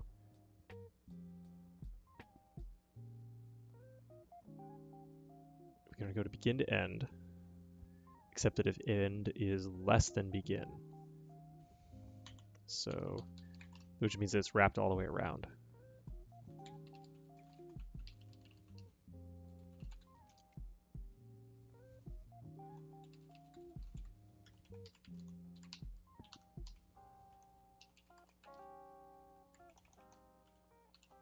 This is the easy case.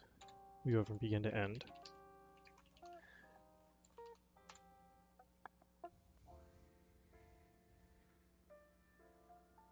And we just say vertex at, because I think lines are, oh, it's a line strip, right? Yep, I want a line strip because it's going to be continuous drawn.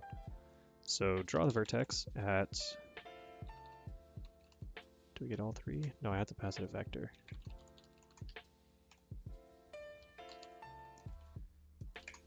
The Y position is lerped between the bottom and top of the rectangle.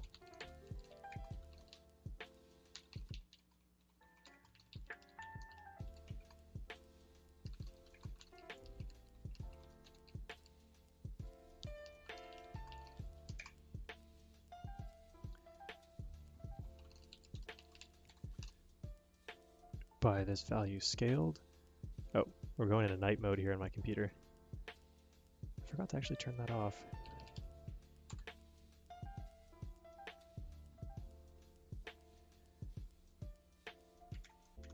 Okay, so we're gonna go from min to max, grab the actual value at this location, which is data I.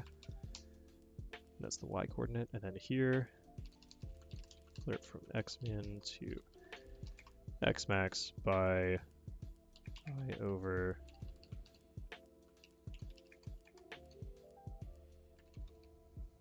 the number of data points.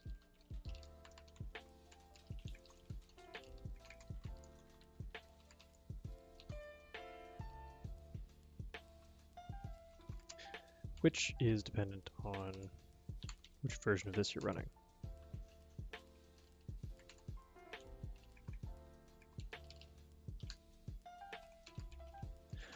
Actually, no, it isn't, because what I want to have, I don't want it to do to fill up and then kind of like fill in the data from end to end. I want it to actually just draw it over the entire thing. So it starts on the left and it'll kind of draw out. Then as it does, then it'll start progressing along both sides of it and kind of keeping the data in the box. So we have xxx, mins and maxes of the rectangle. this will be correct initially. So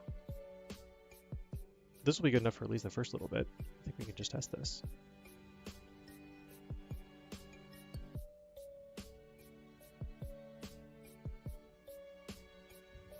Let's add a chart to it. Great, we got a chart. Let's see what happens. Well, I have something drawing down there.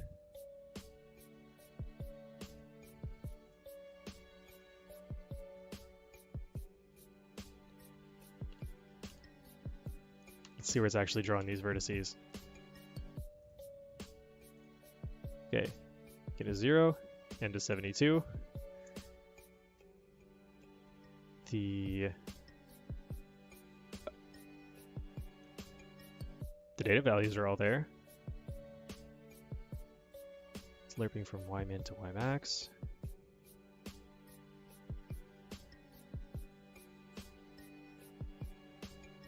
This looks right to me. Xmin to xmax. I over data length is always going to be 0 because it's an integer divided by an integer. So I need this to be up here so that it is float casted. And now when we run this, we should get a nice little readout of our FPS values. There we go. That's pretty cool, at least for the first little bit of time. Now when the ring buffer actually flips over, now we actually need to do the second piece of this, which will draw from 0 to end, and then also end to, or begin to the very end. So 0, I is less than end, do that, then I equals begin, I is less than the data, I need to go this way, other direction, begin to the number of data points, which is data.length.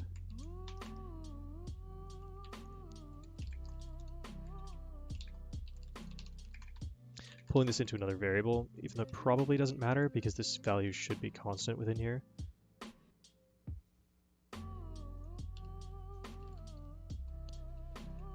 X axis scale. And in this case, since this is a scalar, it will be a lot faster if I do this.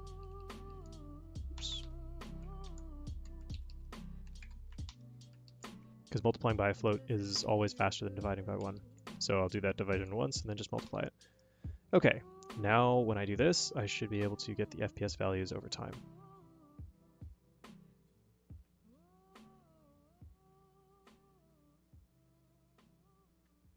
Why are we going all the way back? Oh, I see. Because right now, it's still it's actually drawing the loop.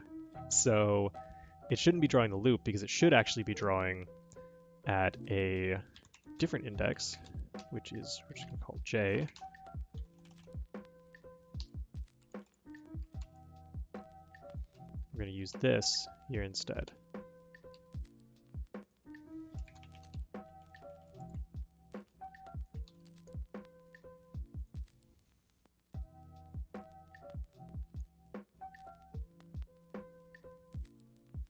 There we go. And we made ourselves a nice little frames per second counter, or a little display there that just kind of shows that stuff. So if I wanted to, I could track that data over a longer period of time. So let's say twice as much, make the graph nice. It's got a lot of sample points in there. Yeah, check that out. Now, why is it all... I don't know why it gets white when it's down here. I should probably actually set the color. I bet there's something else that's setting the color.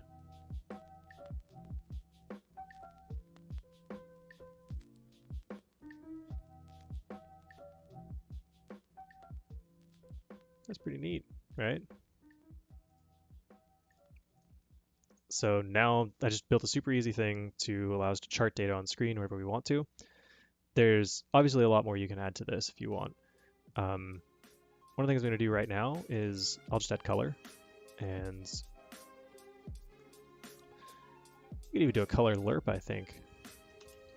Is that built in? That is built in. So let's do a private color, low color, high color.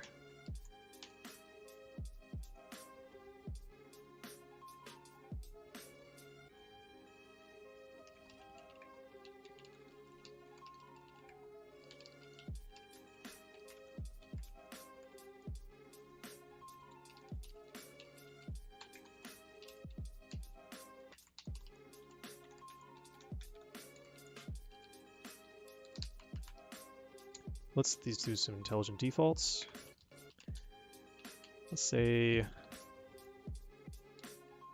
green is low.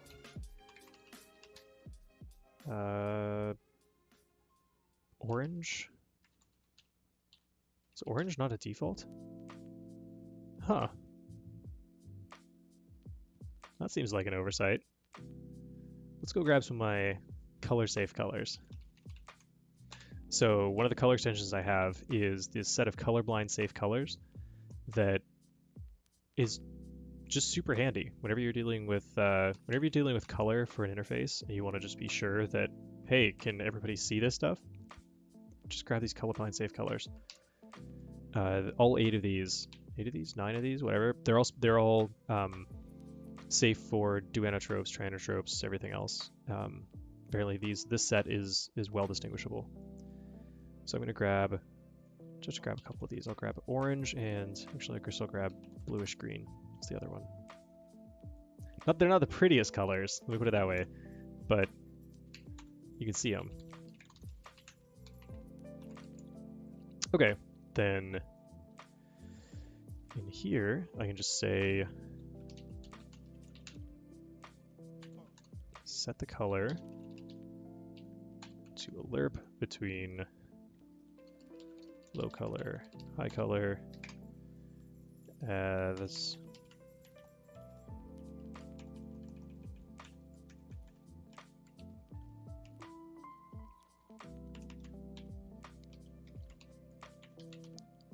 Y value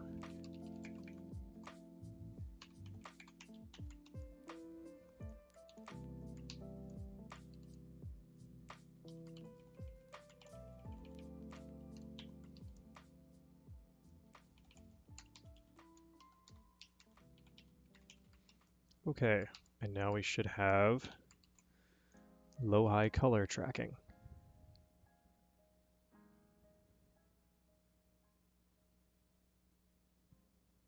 Unless color doesn't affect vertices. I picked orange and bluish green. The high color I picked, yeah, the high color I picked was orange. All right, why is color not affecting this? Let's find out.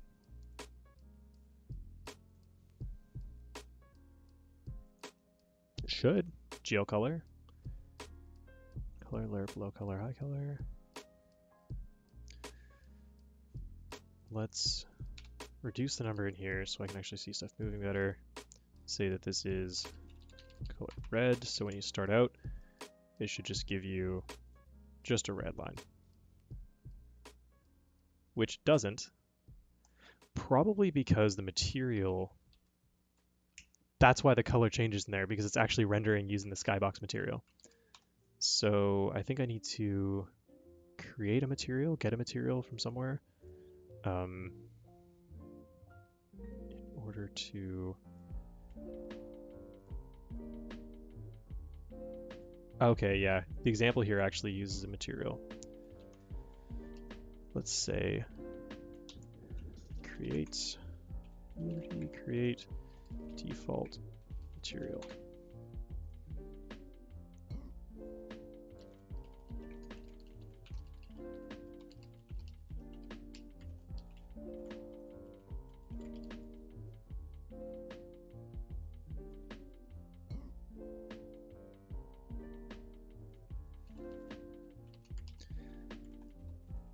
So if there's no chart material,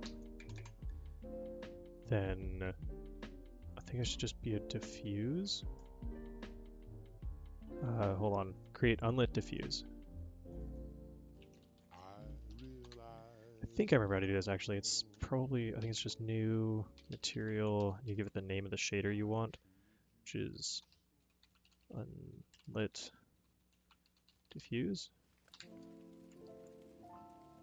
You're allowed to do that?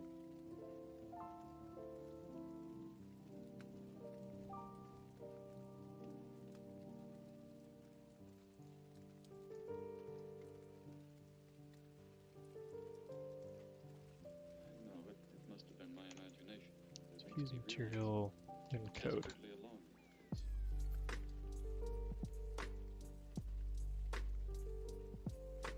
There we go. Shader, find, unlit diffuse.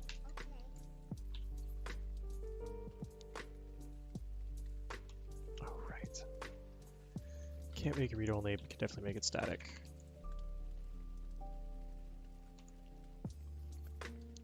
And gl.set.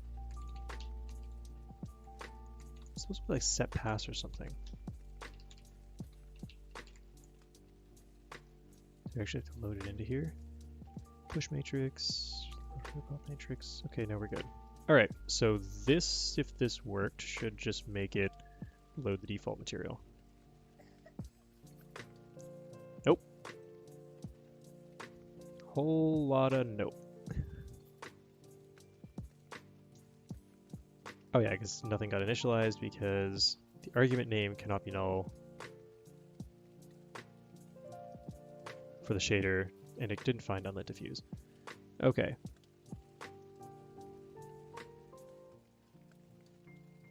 Unlit color. That's why. It is unlit color. Just about there.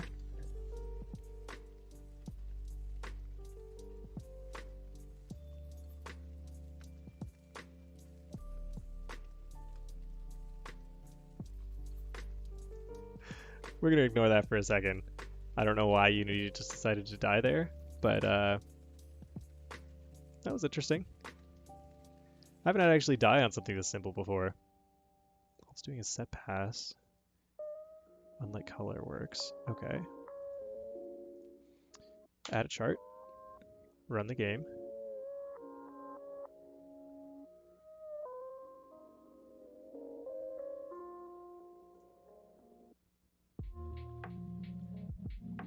That seemed to work, although it didn't use the colors again.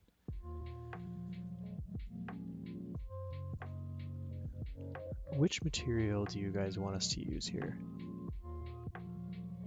Ah, here it is. Unity has a built-in shader that is useful for drawing simple colored things. I thought that there was one. So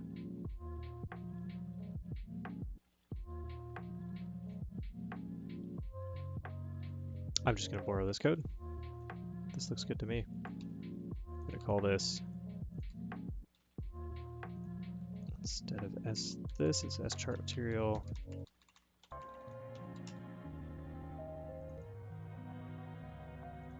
I don't actually need the shader, I just need to pass it into this material.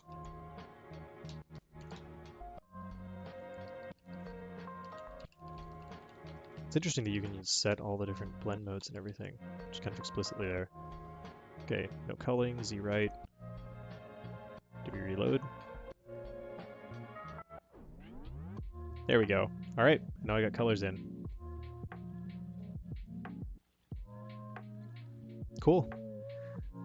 All right, well that was satisfying. After slogging through so much other work trying to get the golem set up, just working again in Labkit for the first time, it was nice to just work on a little piece of code that I'm going to toss up onto GitHub as part of Labkit. I will probably throw this into a tweet as well in case anybody wants this code. You just saw me paste the unlicensed up here at the top, but this stuff is, you can just take it, grab it, do whatever you want with it. And if you have any requests for little scripts like this stuff is really fun to write. So if you have any ideas or just like little things you want to learn how to do, let me know. And yeah, I'll probably start dedicating maybe some time at the end of these broadcasts to just kind of work on little things like this. Because the big meaty stuff is fun and it's good, but yeah, it's gonna be in the progress for a while, and I'm looking forward to getting through all that so that I can actually get back to building a game with this as well as building the engine. But yeah, I think that's probably it for tonight. I'm gonna be traveling pretty soon, so I won't be streaming over this weekend. But be sure to check out Davis Cheeseman if he streams, and I will be back next week with some more Code Fix and Chill. Thank you guys for watching.